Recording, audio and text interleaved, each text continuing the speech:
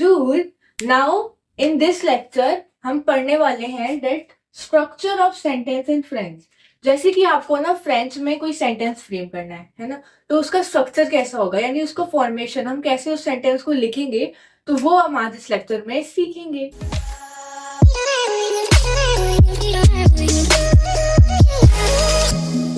पहले हम देखते हैं कि कैसे ना सेंटेंस का स्ट्रक्चर होता है फ्रेंच में. तो वो ऐसे होता है कि पहले हम सेंटेंस के स्टार्टिंग में लिखते हैं सब्जेक्ट प्रोनाउन. सब्जेक्ट प्रोनाउन क्या होते हैं, जैसे कि ज, ट्यू, इल, ये लिखेंगे. देन उसके बाद आती है वर्ब, जो सब्जेक्ट प्रोनाउन के अकॉर्डिंग कॉन्जुगेट हो रखी होती है. ठीक है. फिर आता है जो भी हम सेंटेंस आगे जो भी बताना चाह रहे हो सेंटेंस में, वो आगे उसके बाद.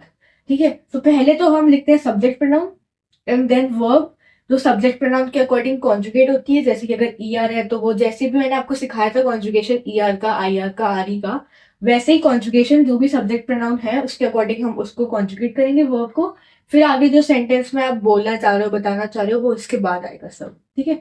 अभी हम ना यहाँ पे नॉर्मल सेंटेंस यानी प्रेजेंट फॉर्म का देख रहे हैं सेंटेंस का फॉर्मेशन, क्योंकि मैंने अभी आपको पास्ट फॉर्म में तो वर्ब्स बताई नहीं है, ना ही फ्यूचर में. तो अभी हम नॉर्मल प्रेजेंट फॉर्म या सिंपल सेंटेंस के बारे में फॉर्मेशन देख रहे हैं. तो कैसे, पहले subject pronoun, then verb and then आप जो भी सेंटेंस में बताना चाह रहे हो.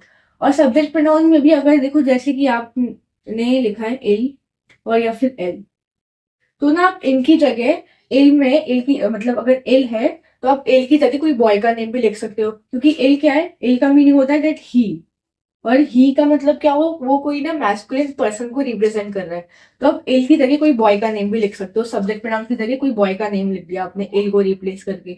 और अगर एल हो तो एल क्या, एल का मीनिंग होता है दैट शी, तो आप शी की जगह कोई गर्ल का नेम भी लिख सकते हो, क्योंकि शी भी कोई मैस्कुलिन फेमिनिन पर्सन को रिप्रेजेंट कर रहा होता है. तो इसकी जगह एल की जगह, मतलब एल वाला सब्जेक्ट प्रोनाउन की जगह आप कोई गर्ल का नेम लिख सकते हो, ऐसे भी कर सकते हो. ठीक है. तो ऐसे ही अगर सब्जेक्ट प्रोनाउन में आईएलएस लिखा होगा तो आईएलएस का मतलब क्या होता है, दे, वो भी मैस्कुलिन में. तो अगर ना आपको आईएलएस को हटा के कोई नाम लिखना है तो आप ना कोई भी दो बॉय का नेम लिख दो, मतलब एक से ज्यादा कोई भी मैस्कुलिन पर्सन का नेम या फिर टू मैन्स ऐसे करके लिख दिया, तो उस हम फिर आईएलएस की जगह उसको लिख सकते हैं.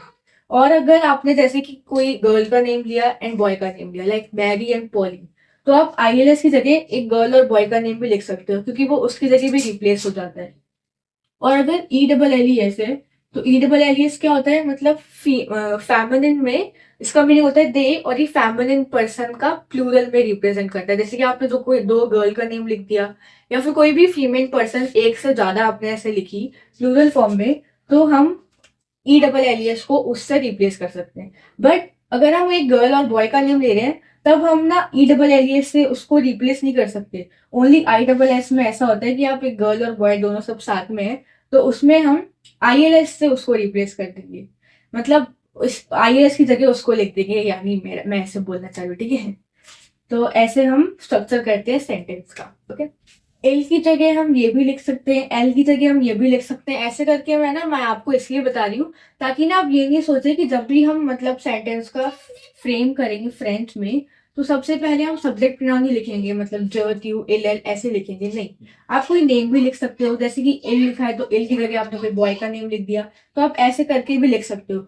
जरूरी नहीं है आप सब्जेक्ट प्रोनाउन से स्टार्टिंग करो, कोई नाम लिख दिया. जैसे कि मानो आपने लिखा द डॉग्स, मतलब मैस्कुलिन में, तो द डॉग्स किससे रिप्लेस हो सकता है, आईएलएस से. बट आपने लिखा द डॉग्स, फिर जो आप वर्ब कॉन्जुगेट होगी वो आईएलएस के अकॉर्डिंग कॉन्जुगेट होगी. ठीक है. तो आप ऐसे करके भी लिख सकते हो. अब ना मैंने यहाँ पे इंग्लिश में ना सेंटेंसेस लिखे, और हमें इसको किस में चेंज करना है, फ्रेंच में चेंज करके लिखना है.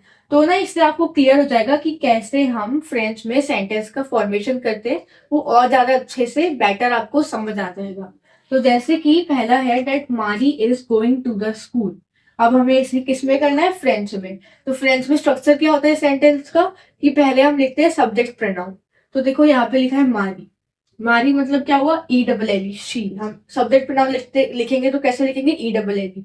बट मैंने क्या बताया कि जरूरी नहीं है हमेशा सब्जेक्ट प्रोनाउन से स्टार्ट करो, आप ना कोई जने का नेम या फिर कुछ भी वो भी लिख सकते हो. तो हम यहाँ पे लिखते हैं मारी लिखते हैं. ओके. देन यहाँ पे लिखा है दैट इज गोइंग. तो ये क्या है, वर्ब। तो हम वर्ब को कैसे बताते हैं, मतलब ये जो इज गोइंग मतलब गो वाली वर्ब है वो कौन सी होती है फ्रेंच में, वो होती है आले वर्ब। ठीक है, आले वर्ब का मीनिंग होता है ना टू गो। अब हम इस आले वर्ब को मारी के हिसाब से कॉन्जुगेट करेंगे, मतलब ई डबल एल के हिसाब से हम आले वर्ब का कॉन्जुगेशन यहाँ लिखेंगे। तो आले वर्ब इरेगुलर वर्ब होती है, मैंने उसमें पढ़ाया था। अगर आपको इसकी कॉन्जुगेशन नहीं पता तो आप इरेगुलर वर्ब की मैंने जो वीडियो है वो डिस्क्रिप्शन में लिंक डाल के लिखी है, वहां से आप देख लेना। तो कैसे लिखेंगे हम इसकी कॉन्जुगेशन, किसके हिसाब से, ई डबल एल के हिसाब से, वो होती है वी ए। फिर देन क्या लिखा है, टू द स्कूल। तो देखो टू टू क्या प्रीपोजिशन, उसको हम लिखते हैं ऐसे करके ए। फिर क्या है, द क्या हुआ, आर्टिकल डेफिनी। तो आर्टिकल डेफिनी में द है, तो हम वो द कैसे लगाते थे, जो आगे जो नाउन लिखा है उसका वो जेंडर क्या है, मैस्कुलिन है फेमिनिन है, उसके हिसाब से हम आर्टिकल डेफिनी लगाते थे ना, आपने पढ़ा होगा। नहीं पढ़ा तो मैंने डिस्क्रिप्शन में उसकी भी लिंक डाली है, वहां से वो भी देख लेना। ठीक है, तो पहले हम लिखते हैं स्कूल। स्कूल को फ्रेंच में कैसे लिखते हैं, एकोल। तो देखो आप देख रहे होंगे कि एक कॉल है, इसके लास्ट में देखो ई है, तो ये क्या है, फेमिनिन। तो यहाँ पे हम लिखेंगे L A. Okay, L A. तो ये जो ए है, ए वाला प्रीपोजिशन प्लस एल ए, ये मिलके क्या बना देता है।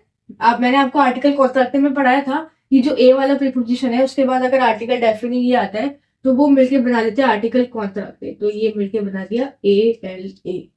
ठीक है, अगर आपने वो भी नहीं पढ़ा है, मैंने उसकी लिंक भी डाल दी है, वो भी पढ़ लेना। ठीक है, बस पढ़ लेना, बस आपको समझ आनी चाहिए। तो ये सेंटेंस क्या बना, दैट मारी व अ ला एकोल, विच जिसका मीनिंग है that Mary is going to the school. ठीक है, तो हम ऐसे लिखते हैं। अब सेकंड सेंटेंस है that this book is very interesting, है ना। हमें इस सेंटेंस को किस में करना है, फ्रेंच में। तो देखो यहाँ पहले लिखा है दैट दिस बुक, तो ये दिस क्या हुआ, दिस हुआ एडजेक्टिव डेमोन्स्ट्रेटिव।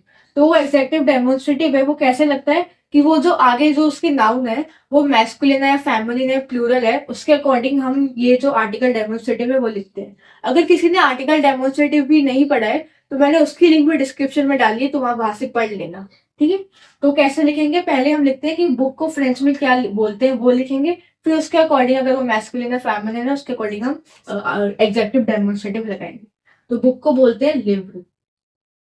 तो ये क्या हुआ, ये है मैस्कुलिन और है सिंगुलर में। तो जो ये दिस होगा वो कैसे लिखेंगे हम, सी ई, सर लिव। फिर देखो फिर क्या लिखा है, इज। तो ये इज क्या है, वर्ब। तो फ्रेंच में इज जो वर्ब होती है वो कौन सी वाली होती है, वो होती है एथ्रो वर्ब। ये एथ्रो वर्ब भी इरेगुलर वर्ब होती है। ये आपको इरेगुलर वर्ब की जो कॉन्जुगेशन मैंने पढ़ाई है ना वीडियो में, वहां दिख जाएगी इसकी कॉन्जुगेशन, अगर आपको याद नहीं है। तो इसकी कॉन्जुगेशन हम करेंगे सर लिव के हिसाब से। सर लिव क्या है, एक मैस्कुलिन सिंगुलर चीज है। तो मतलब अगर हम एथ्रो वर्ब की कॉन्जुगेशन किसके अकॉर्डिंग करेंगे, आई एल के हिसाब से, क्योंकि ये जो सर लिव है ये मैस्कुलिन में और सिंगुलर है। तो एथ्रो वर्ब की कॉन्जुगेशन हम आई एल के अकॉर्डिंग करेंगे। तो कैसे होती है उसकी कॉन्जुगेशन, उसकी होती है आई एल के हिसाब से ई एस टी। देन क्या लिखा है, वेरी इंटरेस्टिंग। तो वेरी को हम फ्रेंच में बोलते हैं ट्रे, और इंटरेस्टिंग को लिखते हैं इंटरेस्ट।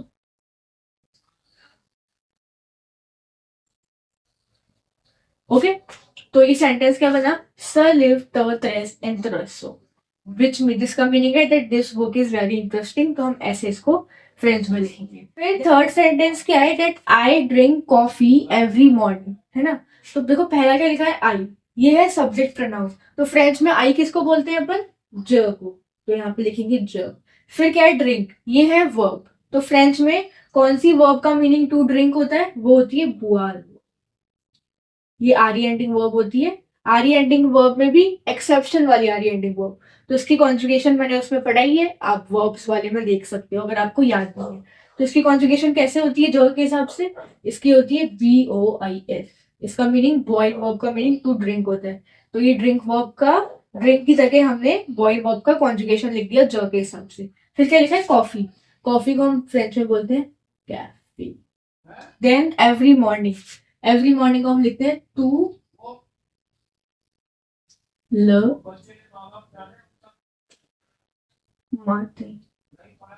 ओके, तो या तो कैसे प्रोनाउंस करेंगे हम इसे, जब हुआ कैफे तुला माते, विच इसका मीनिंग है I drink coffee every morning. तो इसको हम ऐसे लिखेंगे फ्रेंच में।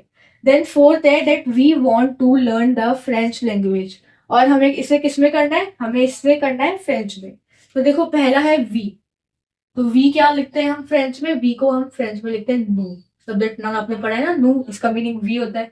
फिर क्या है वांट, तो ये वांट वाली कौन सी वर्ब होती है फ्रेंच में, ये होती है वुलवार वर्ब, इसका मीनिंग टू वांट होता है। इसका कॉन्जुगेशन हम करेंगे नू के हिसाब से, तो इसका कॉन्जुगेशन क्या होता है, इसका कॉन्जुगेशन होता है वूलो, ओएनएस, आईआर एंडिंग वर्ब है ये। ठीक है, फिर क्या है टू लर्न, टू लर्न भी एक वर्ब है, बट इसका कोई कॉन्जुगेशन नहीं करेंगे क्योंकि देखो वर्ब तो लग गई, ओ सब्जेक्ट प्रोनाउन आ गया, उसके बाद वांट, वांट वर्ब का कॉन्जुगेशन हमने नू के अकॉर्डिंग कर दिया, फिर लिखा है उसके बाद है टू लर्न, तो हम डायरेक्ट जो पूरी वर्ब है वो लिख देंगे want। ठीक है, फिर क्या है द क्या है, आर्टिकल डेफिनिट, जो आगे जो वो किसके हिसाब से लगता है, जो आगे वर्ड है उसके हिसाब से वो अपन द को लगाते हैं आर्टिकल डेफिनिट को, कि मैस्कुलिन है फेमिनिन है वर्ड। तो पहले हम जो आगे लिखा है वो लिखते हैं फ्रेंच लैंग्वेज। देखो जैसे हमने इंग्लिश में लिखा है ना फ्रेंच लैंग्वेज, तो फ्रेंच में एज इट इज नहीं आएगा फ्रेंच लैंग्वेज, फ्रेंच में आएगा लैंग्वेज फ्रेंच। तो पहले हम लिखेंगे LANGUE देन फ्रांसे। ठीक है, तो ये आप ध्यान रखना ऐसे लिखते हैं। जैसे कि मान लो आपने ना इंग्लिश के सेंटेंस में देखा कि लिखा है ब्लू स्कर्ट, तो जब आप उसको फ्रेंच में लिखोगे तो पहले आप स्कर्ट को फ्रेंच में जो बोलते हैं वो लिखोगे, देन उसके बाद ब्लू लिखोगे। तो ऐसे थोड़ा सा ये चीज थोड़ी सी उल्टी होती है फ्रेंच में, मतलब उल्टा लिखते हैं। जैसे यहाँ पे लिखा है फ्रेंच लैंग्वेज, जब हम इसको ट्रांसलेट करेंगे फ्रेंच में तो हम लिखेंगे लैंग्वेज फ्रेंच, ऐसे करके उल्टा लिखते हैं। तो इसका प्रोनाउंसिएशन हुआ दैट नू वूलो अप्रॉन ला लैंग फ्रांसे, जिसका मीनिंग है that we want to learn the French language. ठीक है, तो हम ऐसे करके वो सेंटेंस का फॉर्मेशन करते हैं फ्रेंच में। तो आपको क्लियर हो गया होगा अच्छे से कि कैसे हम मतलब फ्रेंच में सेंटेंस को लिखते हैं। अगर ना आपको ये अच्छे से समझ आ गया है तो ना आप अगर कोई भी सेंटेंस ऐसे सोचते हो दिमाग में, तो आप ना उसको इजीली अपने हिसाब से फ्रेंच में ट्रांसलेट करके लिख सकते हो। बट क्या है कि आपको ना थोड़े थोड़े ऐसे वर्ड्स याद होने चाहिए, जैसे कि स्कूल को फ्रेंच में क्या बोलते हैं, इंटरेस्टिंग को फ्रेंच में क्या बोलते हैं, ऐसे करके ना आपको मीनिंग्स पता होनी चाहिए कि फ्रेंच में इसको क्या बोलते हैं। तो ये चीज याद करने के लिए ना आप ना रोज 10 वर्ड्स ना फ्रेंच में याद किया करो, कि डिक्शनरी में देखा करो कि इस वर्ड को फ्रेंच में क्या बोलते हैं। तो ऐसे थोड़े थोड़े वर्ड्स रोज याद करोगे ना तो आपको फिर समझ आने लग जाएंगे, याद हो जाएंगे वर्ड्स। ठीक है, तो आप ऐसे कर सकते हो। तो इस वीडियो में बस हम इतना ही देखेंगे। तो thank you guys for watching my video. आपको मेरी वीडियो अच्छी लगी हो तो अपने फ्रेंड के साथ शेयर करें, मेरे चैनल को सब्सक्राइब करें एंड कमेंट करके बताएं कि आपको अच्छे से ही पूरा structure of sentence in French clear हो गया या नहीं हुआ।